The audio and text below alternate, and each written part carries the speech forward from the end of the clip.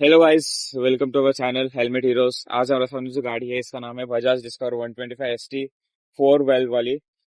Bajaj discover के कई variants आते हैं लेकिन इसका स्पेशली नाम है 125 एसटी। इसकी ये आपको अगर चाहिए तो आप डेली यूज के लिए बहुत अच्छी गाड़ी होती है। ये गाड़ी मेरे पास करीब 2013-14 से है और बहुत ही अच्छी चल रही है फिलहाल। बीच में लॉकडाउन की वजह से ये गाड़ी करीब 2 साल के करीब एक जगह पे खड़ी हो गई थी, इसलिए इसकी हालत कुछ ऐसी हो गई और इसके एक्सीडेंट्स भी बहुत कई हुए थे।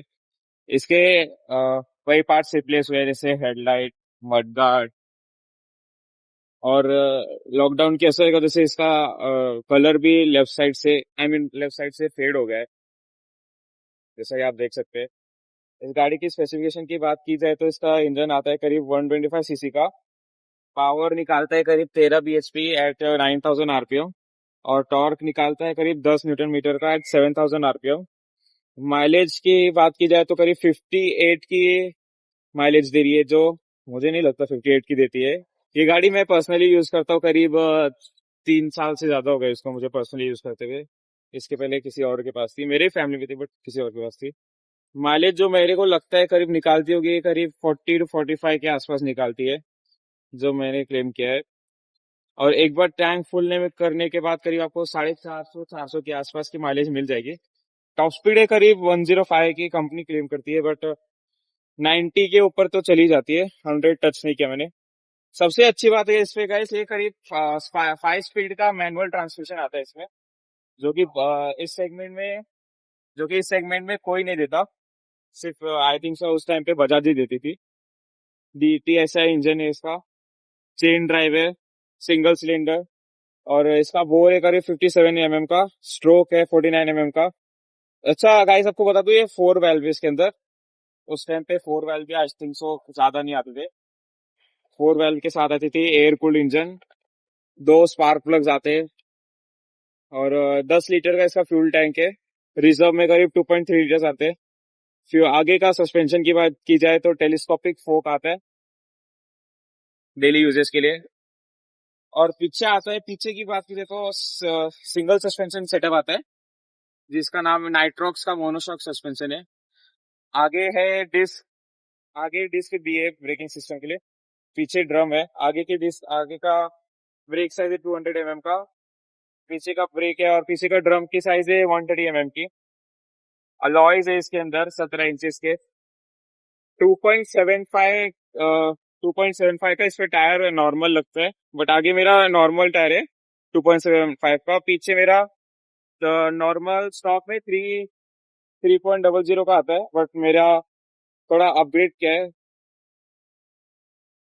ट्यूब का टायर आता है इसमें, रेडियल नहीं है। गाड़ी के वजन की बात की जाए तो करीब 124 किलो की गाड़ी है। सीट हाइट है करीब 800 mm की। गाइस, कभी कभी लोगों को लगता है सीट हाइट उनको समझ में आती है, तो सीट हाइट आपको बता दूं।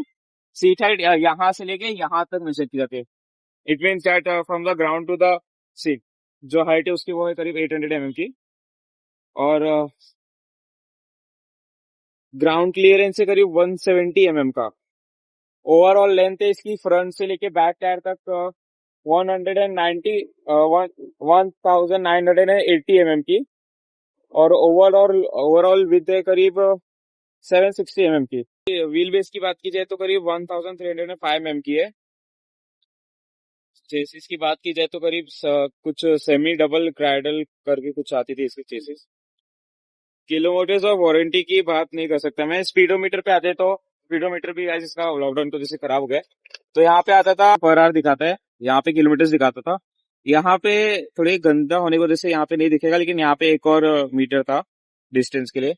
यहाँ पे फ्यूल दिखाता है, ऑन करूँ तो यहाँ पे न्यूट्रल आता है, यहाँ पे बैटरी का साइन आता है, इंजन लाइट भी है इसमें कहीं पे, तो यहाँ पे I think so high beam low beam का भी है यहाँ पे। नहीं सॉरी गाइस, इंजन लाइट नहीं है इसमें, इंडिकेटर स्विच तक की है। इंजन लाइट शायद से नहीं है क्योंकि आई ही नहीं मेरी गाड़ी में।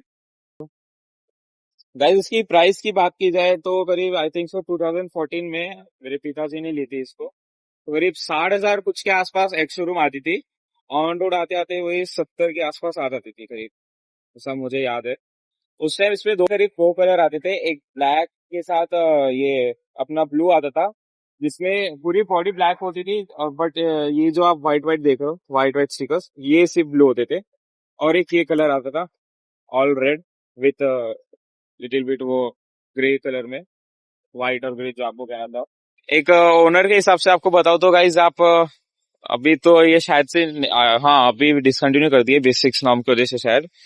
उस टाइम गाइज ये ज्यादा चली भी नहीं थी, बहुत कम लोगों ने खरीदा था, पता नहीं क्यों इसको ज्यादा चली नहीं। इसका दूसरा वाला भी एक वर्जन आता था जिसमें डबल शॉक एब्जॉर्बर्स आते थे, यहाँ से दो शॉक एब्जॉर्बर्स निकले हुए थे, वो नहीं है। Guys sorry for my voice, मेरी आवाज थोड़ी ठीक नहीं है।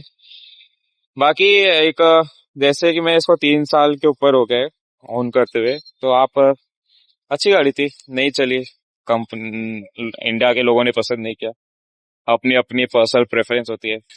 दैट्स इट गाइस, मिलते हैं अगली वीडियो में। आई होप आपको ये वीडियो अच्छा लगा हो। अच्छा लगे तो लाइक कीजिए, सब्सक्राइब कीजिए, अपने चाहने वालों के पास भेजिए, हमारा नया चैनल है, थोड़ी ग्रोथ करवाइए। Thank you.